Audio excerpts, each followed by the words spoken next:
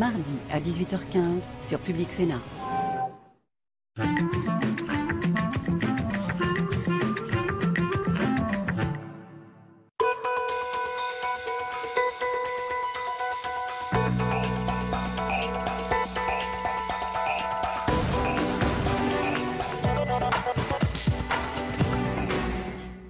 Bonsoir à tous et bienvenue dans cette nouvelle édition de 24 heures Sénat.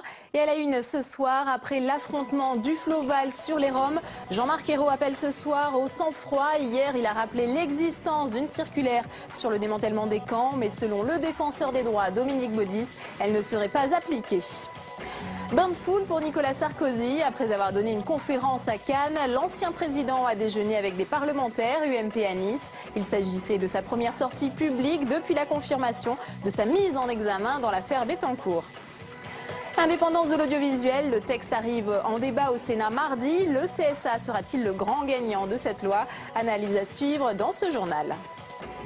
Bonsoir à tous. Les experts du climat réunis à Stockholm, plus alarmistes que jamais, convaincus de la responsabilité de l'homme dans le réchauffement climatique, ils prévoient une augmentation des températures et du niveau de la mer. Nathalie Guilloire. Inondations, sécheresse, fonte des glaces, c'est un scénario noir que les experts du GIEC prévoient pour la fin du siècle. Dans leur rapport, les scénarios sont alarmants. Hausse de la température de la Terre qui augmenterait entre 0,3 et 4,8 degrés et l'élévation du niveau de la mer qui pourrait grimper en moyenne de 26 à 82 cm. Des prévisions attendues pour 2100. Et les experts estiment dans leur rapport que le principal responsable de cette situation est l'homme. Ils s'attendent également à ce que le réchauffement climatique provoque des événements météorologiques extrêmes plus intenses à l'avenir, comme des vagues de chaleur ou des fortes pluies. Face à ce constat accablant, les États devront prendre des engagements forts. La prochaine conférence sur le climat aura lieu à Paris en 2015. Pour mettre un terme à la polémique opposant Manuel Valls à Cécile Duflot sur les Roms, Jean-Marc Ayrault a rappelé hier à l'existence d'une circulaire qui, depuis 2012, définit la politique du gouvernement. Un exercice d'équilibriste entre humanité et fermeté, comme nous l'explique Mounir Soussi. Destinée au préfet, la circulaire ministérielle du 26 août 2012 pose le double principe d'une gestion ferme en termes de sécurité et humaine dans la prise en charge des personnes. Dans les faits, elle a pour objectif de faire appliquer les décisions de justice pour les démantèlements de campements illégaux, mais oblige dans le même temps les acteurs locaux à préparer préalablement les évacuations. Sur le plan de l'intégration, le document incite les services de l'État à favoriser l'accès au logement, aux soins et à la scolarité. Concernant l'emploi, elle élargit la liste des métiers ouverts aux ressortissants roumains et bulgares. Plus d'un an après son entrée en vigueur, l'accompagnement fait défaut selon Dominique Baudis, le défenseur des droits. Il relève la persistance des discriminations en matière de scolarité, de soins et d'emploi et dénonce les expulsions à répétition qui cassent tout projet d'insertion. Après l'accrochage entre Cécile Duflot et Manuel Valls, Jean-Marc Ayrault répète que cette circulaire contient la ligne du gouvernement et rappelle que la signature des deux ministres figure au bas du document. Et le président du MoDem, François Bayrou, a réagi à cette polémique. Pour lui, il s'agit d'une énième mise en scène d'un affrontement interne au gouvernement. Ça devient insupportable, quelque chose d'insupportable pour les Français. Je cite, et vous pourrez d'ailleurs suivre le discours de François Bayrou en clôture de l'université de rentrée du MoDem, dimanche sur Public Sénat à partir de midi. Geneviève Garrigos, présidente d'Amnesty International, est notre invitée ce soir. Merci d'avoir accepté notre invitation. Alors Amnesty a travaillé, a fait le bilan de l'application de cette circulaire. Vous faites un bilan assez alarmiste. Qu'est-ce qu'il en est exactement ?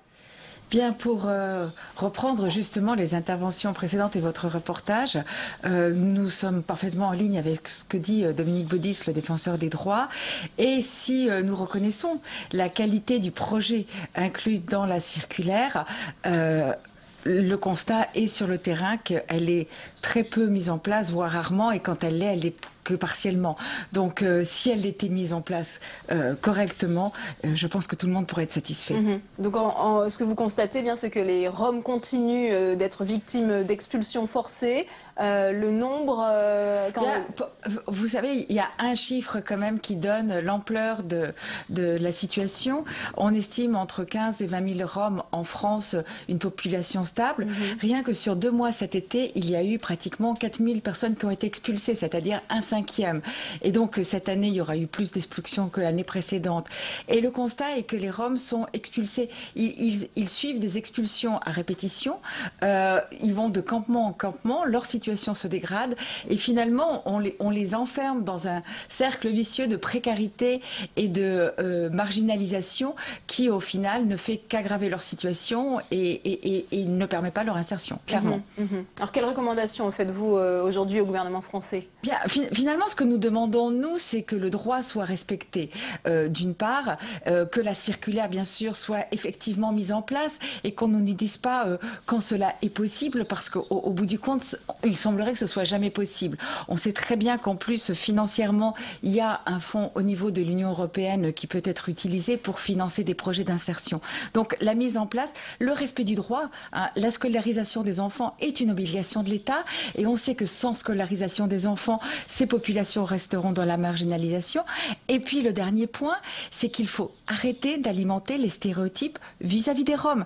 Parce que cette alimentation politique des stéréotypes rend encore plus difficile leur intégration et tous les projets que les maires qui aujourd'hui ont la volonté de justement d'apporter des solutions se retrouvent confrontés à une opinion publique qui rejette compte tenu de tous les discours qui y a autour de ces populations.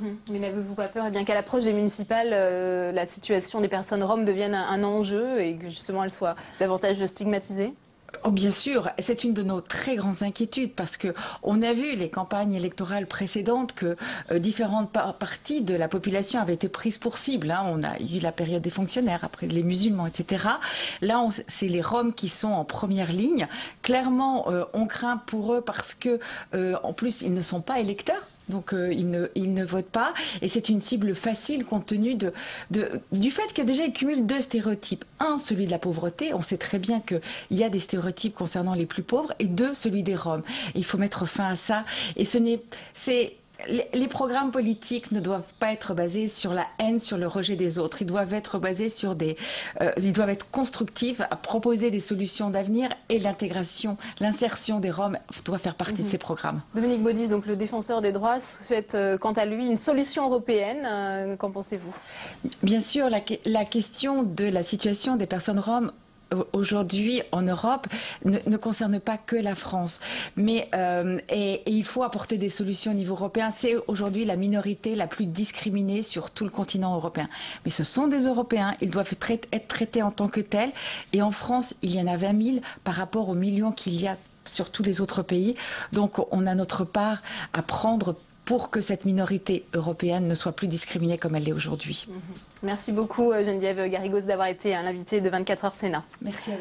Castorama va braver l'interdiction d'ouvrir ses magasins d'Île-de-France ce dimanche, malgré la décision du tribunal de commerce de Bobigny qui a ordonné hier à la fermeture de 6 magasins. Castorama a accepté de porter le poids éventuel des astreintes, a indiqué la porte-parole du groupe de bricolage, ajoutant qu'il était impossible de prévenir salariés et clients dans un délai aussi court. Nicolas Sarkozy sur la croisette. L'ancien président de la République a donné aujourd'hui à Cannes sa première conférence sur le territoire français à l'invitation du constructeur automobile indien Tata. Puis il a déjeuné avec des parlementaires UMP à Nice dans son restaurant de prédilection La Petite Maison. L'ancien chef de l'État n'a pas résisté à un mini bain de foule, histoire de tester une popularité toujours intacte. Après plusieurs semaines d'auditions préparatoires, la réforme de l'indépendance de l'audiovisuel public est débattue dans l'hémicycle du Sénat mardi prochain. On en parle avec notre chroniqueuse Tam Tranui. Bonsoir Tam. Bonsoir Delphine. Alors le CSA, le Conseil supérieur de l'audiovisuel, est-il le grand gagnant de la réforme? Eh bien cette loi audiovisuelle est devenue une loi CSA. Cette phrase, elle résume tout et elle n'est pas de moi, elle est du sénateur socialiste David Assouline, également rapporteur du texte. C'est dire si le CSA occupe le cœur de la réforme. Alors il occupe d'abord la mesure emblématique, c'est-à-dire qu'il va à l'avenir nommer les présidents de l'audiovisuel public, c'est-à-dire les présidents de France Télévisions, de Radio France ou encore de France 24. C'est ainsi qu'il retrouve une prérogative qu'il avait perdue en 2009, une prérogative qu'il avait perdue parce qu'à l'époque, Nicolas Sarkozy avait décidé que c'était à lui, le président de la République, que revenait ce pouvoir de nomination. Le CSA gagne en pouvoir, il gagne aussi en indépendance, puisqu'avec ce texte, le chef de l'État ne va plus nommer 3 membres du CSA, mais seulement son président. Ce président, c'est depuis 2013 Olivier Schramek. D'ailleurs, au moment de sa nomination, il y avait eu débat sur cette question d'indépendance, car Olivier Schramek, c'est un proche de François Hollande, ancien directeur de cabinet de Lionel Jospin. Olivier Schramek qui se réjouit d'ailleurs de voir l'institution gagner de nouvelles prérogatives. Et il ne compte pas s'arrêter là, parce qu'Olivier Schramek veut voir les pouvoirs du CSA étendus au numérique. Alors où en est cette partie du dossier? Alors le numérique, Internet, c'est le dossier phare, c'est le dossier de l'avenir, et c'est le dossier sur lequel Olivier Schramek veut absolument la main. Mais là-dessus, tout le monde n'est pas d'accord, puisque les détracteurs à cette mesure disent qu'au CSA, les membres ne connaissent pas grand-chose ni au web, ni à l'économie.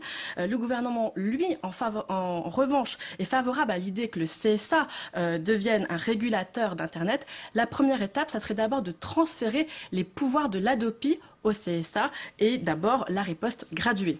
Alors la riposte graduée, rappelez-nous ce que c'est exactement. La riposte graduée, c'est cette sanction au téléchargement illégal, cette sanction graduée qui va de l'avertissement à l'amende en fonction de la gravité, de la répétition des téléchargements. David Assouline, le rapporteur du texte, devait déposer un amendement pour transférer cette compétence au CSA. Mais voilà, face aux oppositions, et il y a eu notamment des oppositions chez les socialistes, il a renoncé. La mesure du coup, au mieux, ferait partie d'une loi en 2014, mais tout cela est très hypothétique compte tenu de la densité du calendrier législatif. Merci beaucoup Tam. Je rappelle donc que ce texte sera débattu en séance publique mardi et mercredi prochain. Et David Assouline, le rapporteur de ce texte, sera notre invité dans 24 heures Sénat. Ce sera mercredi. Quels seront les prochains lauréats de Talents des Cités en attendant la cérémonie de remise des prix qui se déroulera au Sénat le 19 octobre prochain et que vous pourrez suivre sur notre antenne en direct de 11h à 13h. Les candidats se sont entraînés aujourd'hui à présenter leur projet. Jérôme Rabier. Récompenser ceux qui entreprennent dans les quartiers dits difficiles, voilà l'objectif de Talents des Cités. Cette année, 10 lauréats sur 430 candidats au départ. Ismahan Shaftar est l'une des gagnantes. Elle vend depuis un an sur Internet des accessoires et bijoux haut de gamme depuis le HLM familial à Clamart en région parisienne. Une passion devenue un métier malgré les embûches qu'elle a pu rencontrer. C'est vrai que beaucoup de banques étaient réticentes pour nous suivre puisqu'on se trouve dans un quartier.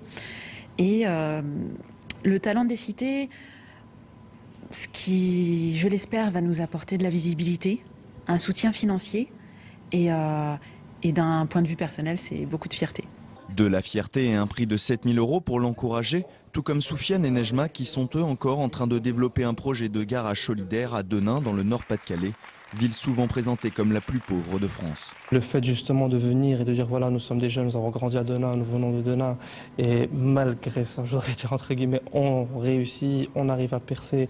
Bien sûr, ça change l'image et on veut contribuer justement à ce changement d'image. Voilà, on veut qu'on mette en lumière, au lieu de mettre en lumière les côtés négatifs, là, au moins, voilà, ce côté positif-là et donner de l'espoir et de l'envie aux autres jeunes de se lancer. À la clé, 15 emplois pourraient être créés par leur entreprise solidaire.